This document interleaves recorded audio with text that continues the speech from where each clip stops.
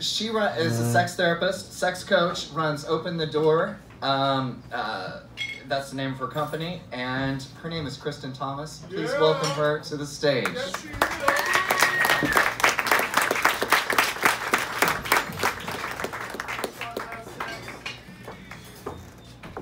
Welcome. Thank you. Yes, sex coach. So, yeah. So when I say magic wand, you may be thinking of witches or Harry Potter. And to most of you, they're probably just something that's from a storybook. But I'm here to tell you that magic wands really do exist. Here it is. It's my Hitachi magic wand. Yes, don't worry, I did wash it first. So, but the rechargeable is an important point to note because that means that it's cordless, so it can go anywhere that I'd like to take it. We've only been together 9 months, but Buzz Lightyear and I have enjoyed our time together, and he's definitely taken me to infinity and beyond. He's even got a few scratches on him, some battle scars, if you will. Oops, sorry. So my guilty pleasure isn't using a toy. It is orgasms, though. Buzz just helps me with my missions. So, as David said, by day I'm a relationship, dating, and sex coach, and people call me when they need help with their love lives. And I help couples, I help singles, doesn't matter what your orientation or gender is. I'm currently working towards becoming a certified sex coach through Sex Coach U, which might sound a little hokey, and yes, sex coaching is a newer field, but soon I'll be one of hundreds of certified, ASECT certified sexology educators. And when I started my studies, I had an inkling that I was going to need to buckle up, or in some cases unbuckle.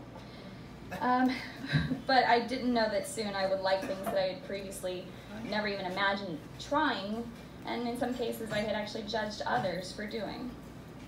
And while I was explaining my new career path, my dad actually said something to me like, oh, this is coming from the girl that once poured my beers out and hid my Playboys.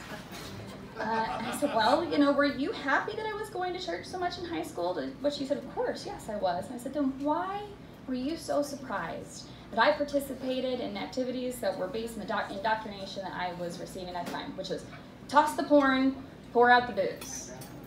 Okay, but my dad got all the Playboys back when I left for college, and I was actually drinking the beers with my non-church friends, not pouring them down the drain. But, so I had this precocious side, even though I eventually became very, very Baptist. When I was little, I was kind of wild. But I want to kind of explore the puritanical stuff first. So like my grandma, she went to church every Sunday. My other grandma, she read her Bible every day. My grandfather was a deacon in the Baptist church that we all belonged to, and he almost didn't walk my pregnant mother down the aisle because she was knocked up. My parents didn't really go to Sunday service all that much until I started going to church when I was older, but they definitely believe in Jesus. I had a friend that was constantly inviting me to church, and I finally started going with her in 8th grade because I was in a very lonely place at that time. And at first I was reeled in by the sweet little ladies that kind of reminded me of my grandma, and then I was reeled in more by the other people in the youth group. Eventually I was taught to fear and loathe some things, either from the church itself or from my peers. You know, things like gay people, masturbation, people who have sex before marriage, people who drink, people who smoke, people who do drugs, and now really, in my opinion, that's just everybody who knows how to have a good time. So before that, I always had boyfriends in school. I had my first kiss in 1st grade on the teeter-totters. I was making out with boys by 4th grade. I graduated to heavy petting in 7th grade. Right, Matt? I can vouch for that. Then I got a bad haircut in 8th grade, and that totally put a screeching halt on my game. Right, Matt? I can also vouch for that. Right? So as a newly minted outcast, it was really easy to get sucked into church because I was just looking for a place to belong and to have friends. So then my sophomore year, I started dating the preacher's son, and then really started going to church a lot, like Mondays, Wednesdays, Sunday morning, Sunday night. And that guy was actually a really good kid. He wasn't what you hear about preacher's kids. He was actually a really good one. And probably the only reason that I didn't lose my virginity until I was 18 after I broke up with him. So back to the wild kid thing again. So at 4, I found my first Playboy. It was my uncle's. But I loved looking at it over and over again for the next few months until he caught me looking at it.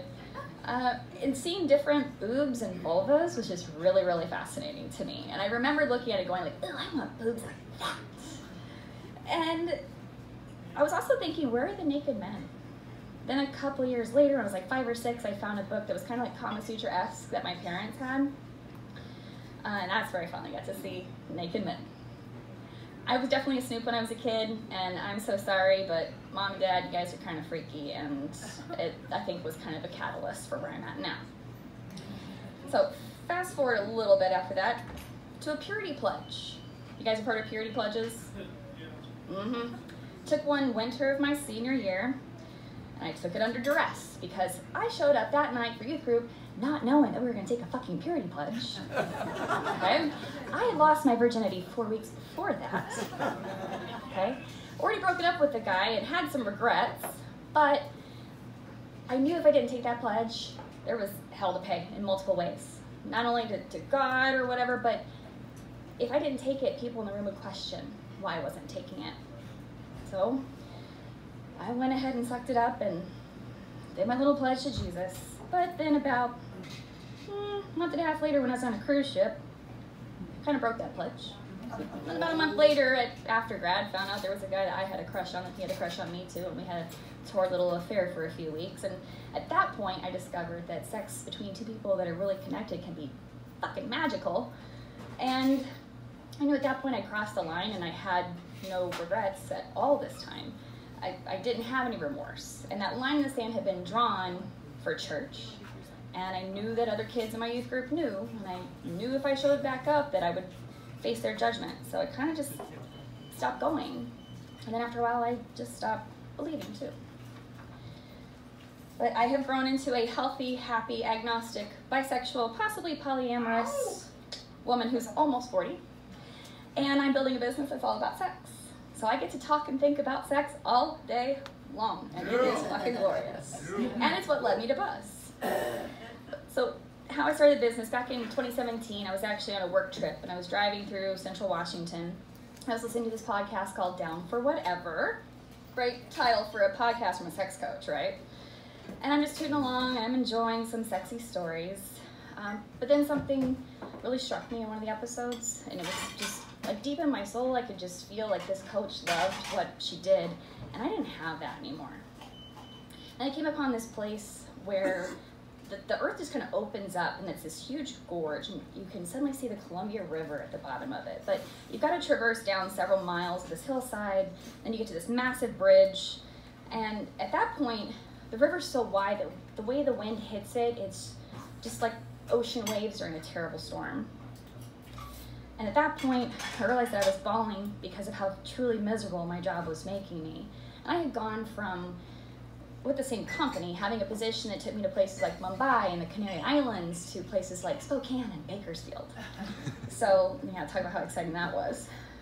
So I dried my tears and I turned up the volume on the podcast. And then I ended up on this road. You kind of go over the bridge and to make a left, and all of a sudden, you're only separated from the river by a railroad track. But you're in this canyon, and all of a sudden, the water's perfectly still. And it just looks like glass there. And that podcaster, Maisha Battle, in her episode about how and why she became a sex coach came on. And I found myself in what I call a Godsmack moment. And that's what I call moments in my life where I know that I'm exactly where I need to be. I'm seeing what I need to see. I'm doing what I need to do. I'm hearing what I need to hear. I had it a couple of times before in my life.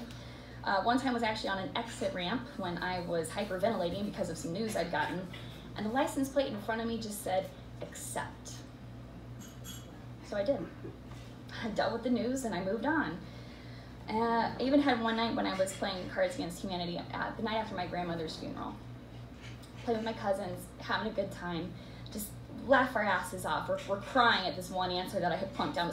I hadn't won in like 8 rounds. I finally won one, and we just laughed our asses off. My grandma was a big card player. And the next card that I was dealt said Grandma. So these are these moments where I know that immense change is coming, but I know I'm exactly where I need to be.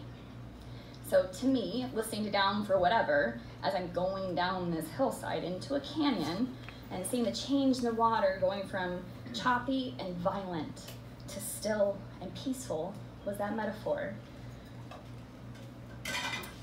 after this moment of going along the Columbia River, I crafted a very careful plan to leave my very well-paying job, start my own business, and become a certified sex coach. I did the research, I got a business mentor, I did my entrepreneurship classes, I got my LLC, I got into my program with SEU, but then that's really when the real work started with building my empire, because the work that was left was really me.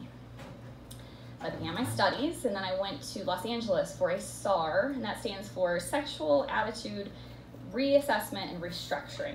It's a mouthful.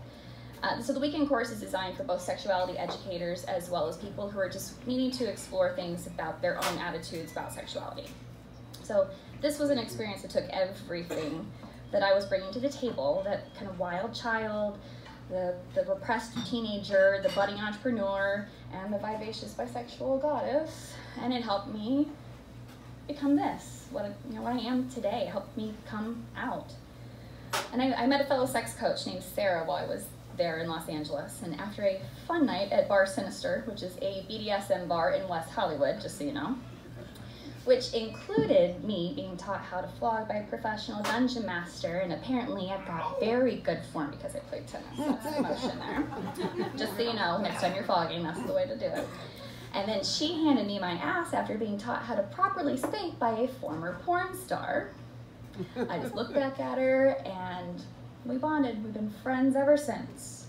And I felt free enough in my friendship with her to open up to her as well as to others. And she even had me on her podcast, Must Love Fetish, a couple of weeks later. So that SAR, Bar Sinister, and then being on Sarah's podcast really opened my eyes up to the world of BDSM. I started going to one of the clubs here in town. There's actually 3 clubs here in town, if you all did not know that. And I went with a trusted friend who was already kind of into that world, kind of took me under his wing and helped me learn and meet people. Because the thing is, you really can only hear about primal play or hair pulling or flogging or cock and ball torture so many times, but until you actually see it, sometimes experience it, it's just really not the same. So, now, I've been going to adult entertainment stores since college, to the Old On Theater in Columbia. I've been to sex museums in a few countries, so sex toys and even the creative things humans turn into sex toys aren't really foreign to me. However, high quality, expensive toys, that's what I never really had before. So when I got into my studies, an SEU had a module about sex toys, and I saw that we had to buy, try, and write about our experience with the sex toys. Like, I'm getting the Cadillac of vibrators. I'm getting the Hitachi Magic Wand because I fucking can, and I can write that bitch off on my taxes. Good thing my accountant's cool. Yes. So what I'm doing isn't just about recommending sex toys that I have tried before, or how to have a better orgasm, or how to negotiate a BDSM scene. It's not all about sex all the time. It's about saving relationships through better communication. It's about helping people find love within themselves. And it's about helping people be authentic in their sexuality. And I have some really big shoes to walk in, because you've probably heard of people like Alfred Kinsey, Dr. Ruth, Esther Perel, or Dan Savage. And those are the pioneers and the thought leaders in my industry. And that really is the level that I want to be on one day. I don't want to just change a couple hundred lives. I want to change like thousands, if not millions of lives. And I have said to a few friends lately that the imposter syndrome, like that little nagging voice in the back of your head that's going, you're gonna fail and everyone's gonna fucking figure you out. Like, that's just gone. I don't have that anymore because I know that I'm on my path. Just like that one day I was next to the river, or the exit ramp, or while I was playing that card game. I know I'm gonna change the world. And I know that no matter where I travel on this road as I build my empire, I will probably always have Buzz Lightyear in my carry-on with me. Thank you.